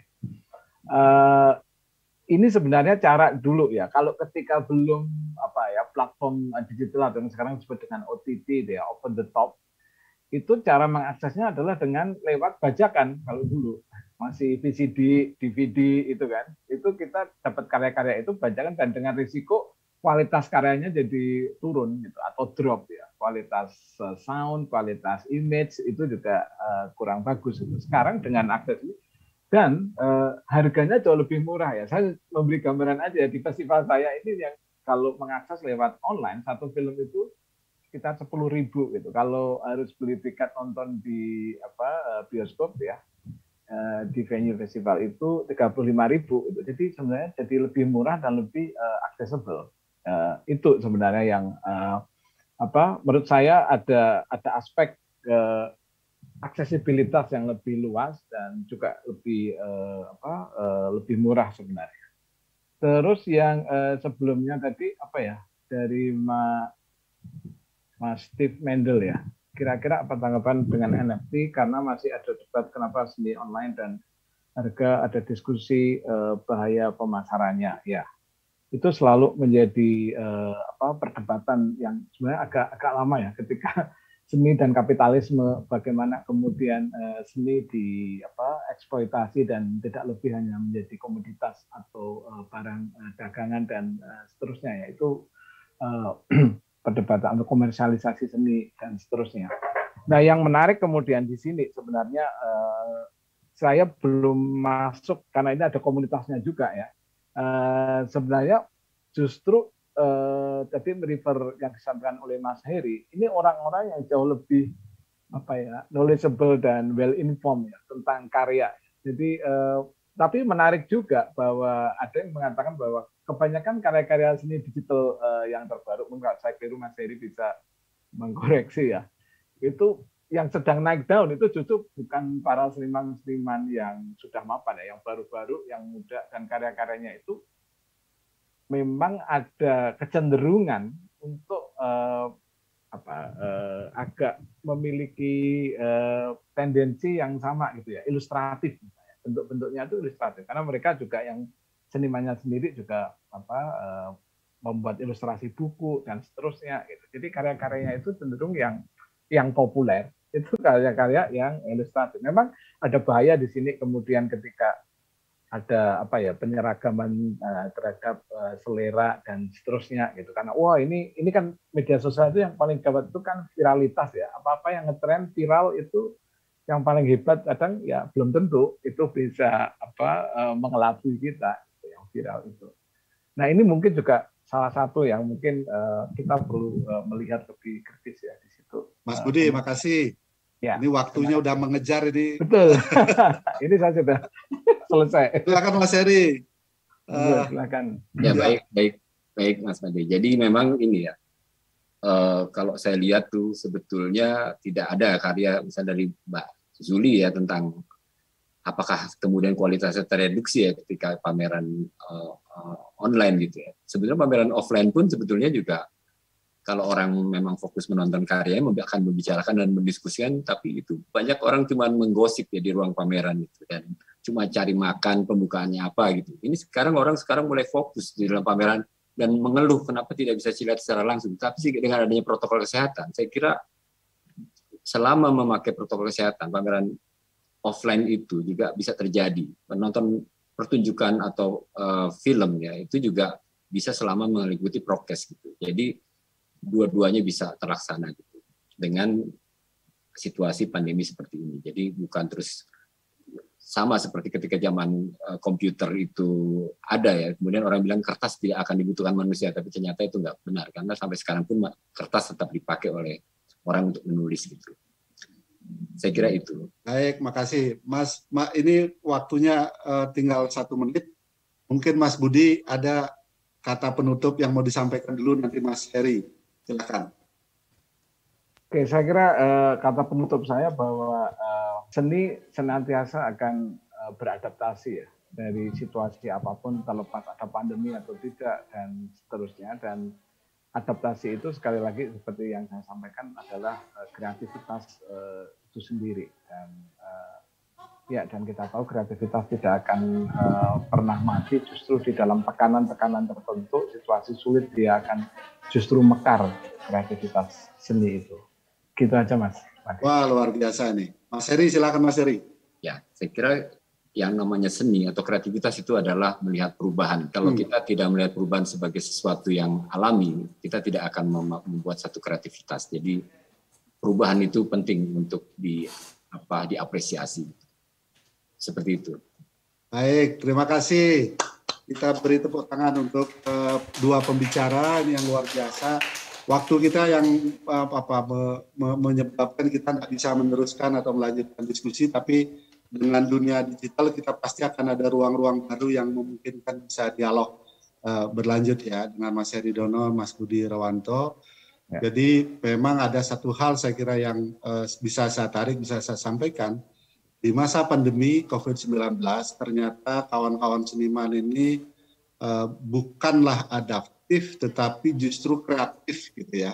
Justru mengembangkan kreativitas yang luar biasa, menghasilkan karya-karya yang luar biasa. Tadi beberapa contoh disampaikan baik dalam dunia lukis, dunia yang lain-lain, juga dalam dunia film, media dan sebagainya. Justru muncul kemudian karya-karya yang sangat luar biasa dan produktif gitu ya. Artinya adalah kita tidak boleh berkecil hati gitu ya. Tidak boleh berkecil hati dan tidak boleh merasa ketakutan kemudian tidak berkarya, tetapi justru dalam situasi kita diberi ruang untuk reflektif dan menghasilkan karya-karya yang luar biasa. Baik, saya kira itu yang bisa kita nikmati dalam sesi ini. Kawan-kawan, Bapak Ibu semua, terima kasih dan saya selaku moderator ingin mengucapkan terima kasih dan juga mohon maaf apabila di dalam memandu acara ini ada yang kurang tepat. Saya kembalikan ke panitia. Terima kasih Mas Made, terima kasih Mas Heri. Ya, terima kasih. Terima kasih. Kita beri tepuk tangan.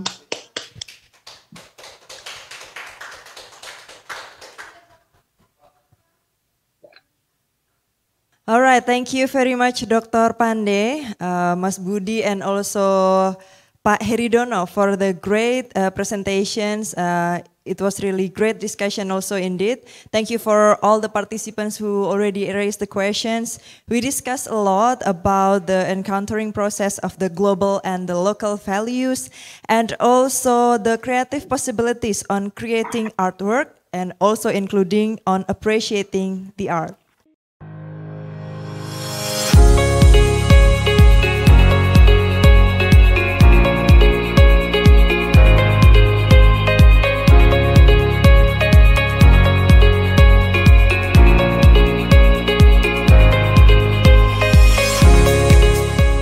Pertama-tama balik lagi ke aku yang 1 tahun belakang ini aku sadar kalau karya aku itu harus menjadi manfaat untuk orang lain.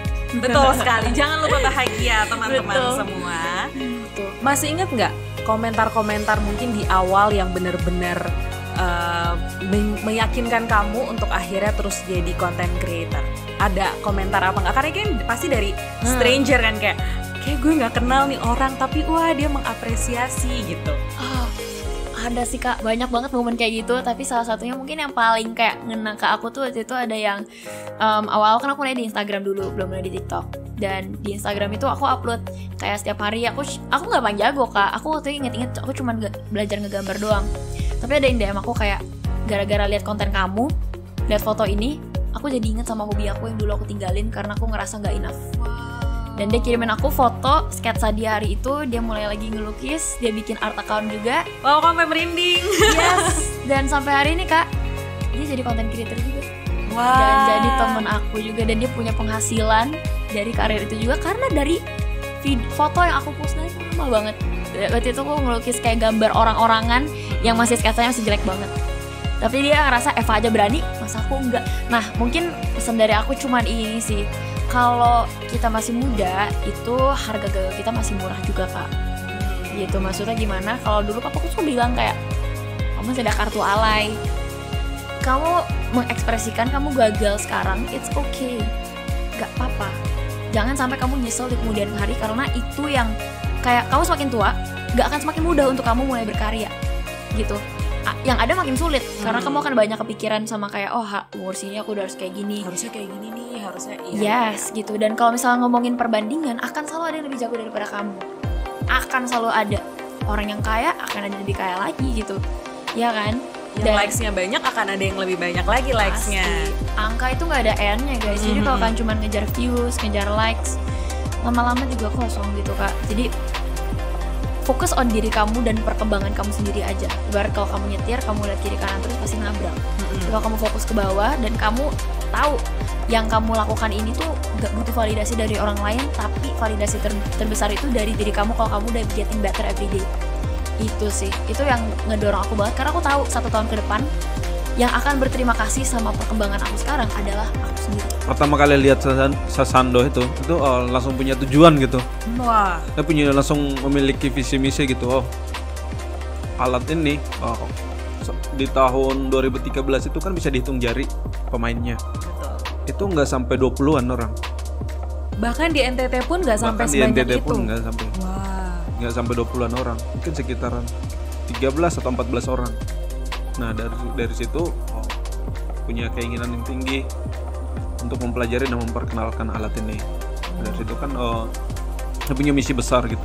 Ini memang harus masuk di kampus ISI jurusan etnomusikologi. Tadi kan mau gitar kan beda gitu. Dengan musik etnomusikologi itu kan ya belajar tentang musik-musik etnik. Nah, dari situ bisa mengembangkan wawasan untuk instrumen ini sendiri. Nah dari situ pengen mengembangkan alat ini udah sampai ke ujung dunia gitu.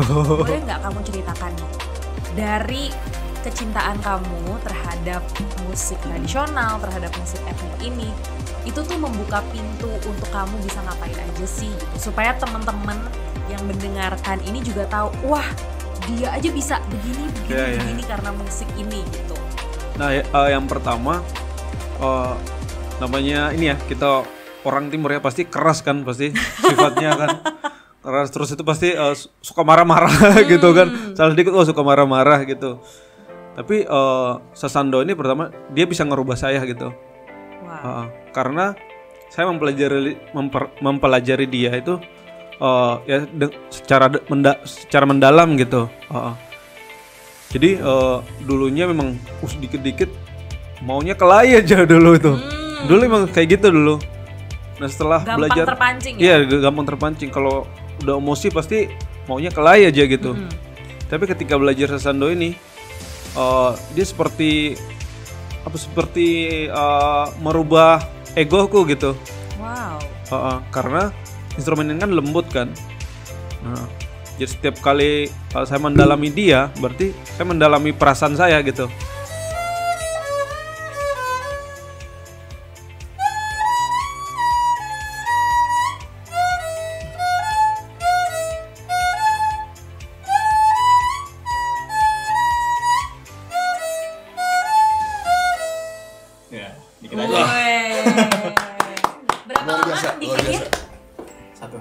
Satu hari. Luar biasa memang. Satu hari. Nggak salah. Ini nih contohnya nih ya.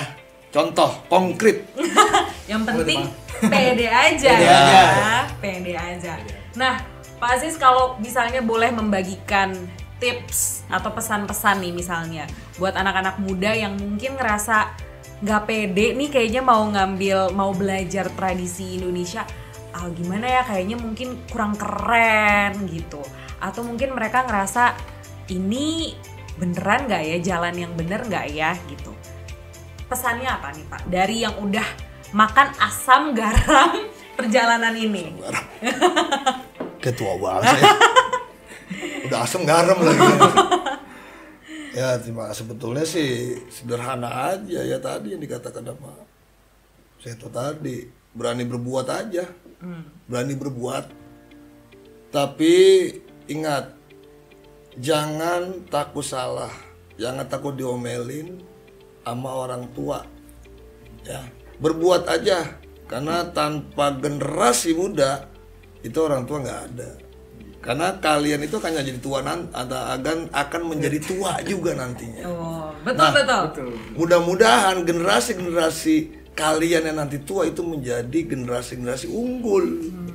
Ya. berani berbuat, berani tanggung jawab. Jangan kabur.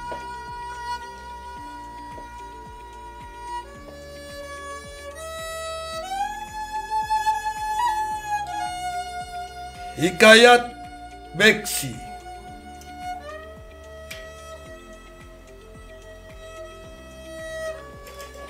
Haji Gojali. Beliau pemain rebana. Terlahir dari buah tangan Haji Gatong. Beliau mantan kepala desa Petukangan. Beliau meninggal tahun 1963. Beliau jago silat, sering berkelana.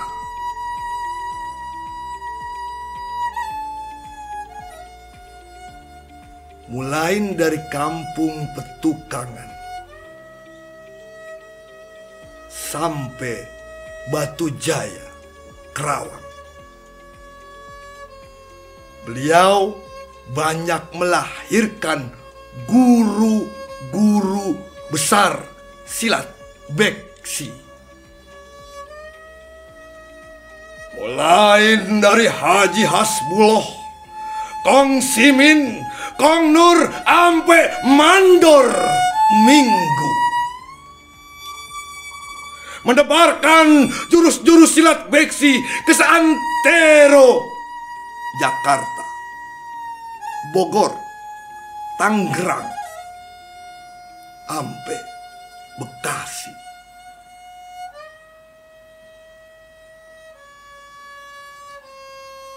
Beksi, berbaktilah engkau kepada sesama insan.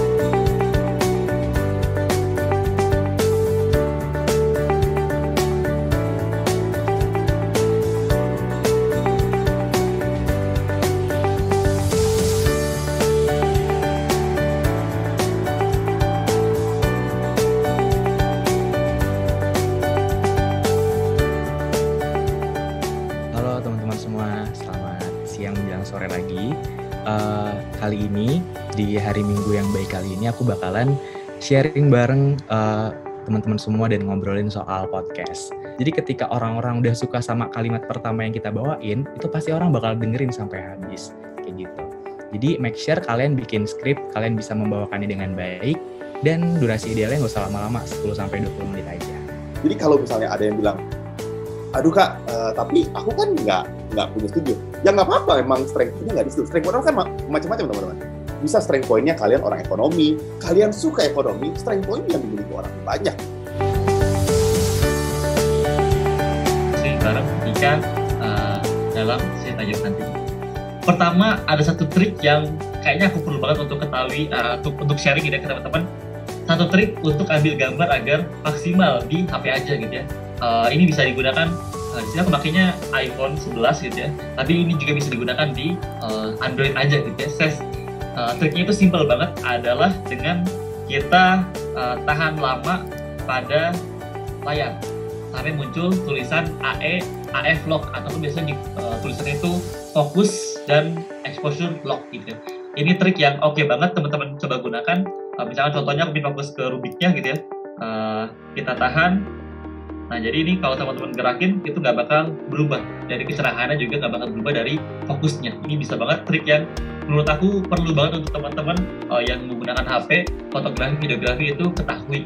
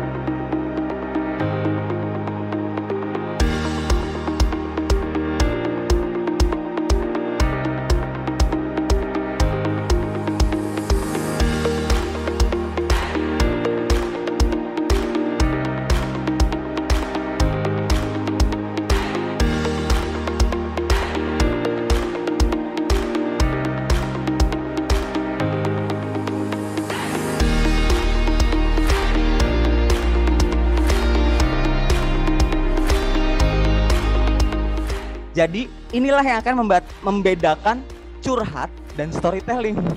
Oke. Ya, inilah yang membuat dua hal ini jadi berbeda. Ya kan, membuat cerita dan menulis cerita ada dua hal yang berbeda gitu ya. Nah sekarang kita garis bawahi lagi, kita kembali lagi ke judul tentang creative writing. Ya, kreatif itu one thing, writing another thing, creative writing is another thing. Jadi ini menarik buat saya di bagian bagaimana storytelling menyentuh emosi kita dan bagaimana cara kita menuliskannya. Itu menarik buat saya. Jadi ternyata karakter perempuan ini, jatuhnya karakter yang begitu kita melihatnya, adalah dia tumbuh besar di daerah Bantar Gebang, yang kita tahu Bantar Gebang adalah daerah pembuangan sampah ya, gitu kan. Dan dia tumbuh besar di situ. Seiring perjalanan hidupnya, dia bercerita bahwa dia ingin melakukan sesuatu untuk komunitasnya. Nah, ini adalah beberapa tips mindset untuk teman-teman yang mau bikin konten di TikTok. Yang pertama itu harus sering-sering eksperimen, harus rajin-rajin bereksperimen. Coba video dengan tipe opening yang berbeda, coba video yang cara ceritanya berbeda, coba video yang topiknya berbeda, yang lightingnya berbeda, yang pembahasannya berbeda, durasinya berbeda, ada yang panjang, ada yang pendek. Coba video dengan baju yang berbeda, dengan opening, intro, hook, atau clickbait yang berbeda, karena kita harus coba segala ide, segala konsep, dan segala topik supaya tahu mana yang works dan mana yang tidak gitu, mana yang bisa viral di TikTok, mana yang orang-orang tonton di TikTok, dan mana yang tidak. Ini kenapa memang harus bereksperimen di awal sih. Aku juga nggak langsung mulai dibikin konten edukasi bisnis dan marketing. Aku awalnya bikin konten jokes, bahkan bikin konten tentang anjing, tentang hewan peliharaan, tapi yang naik bahkan tentang si bisnis dan marketing. Jadi aku bahas tentang bisnis dan marketing sampai sekarang.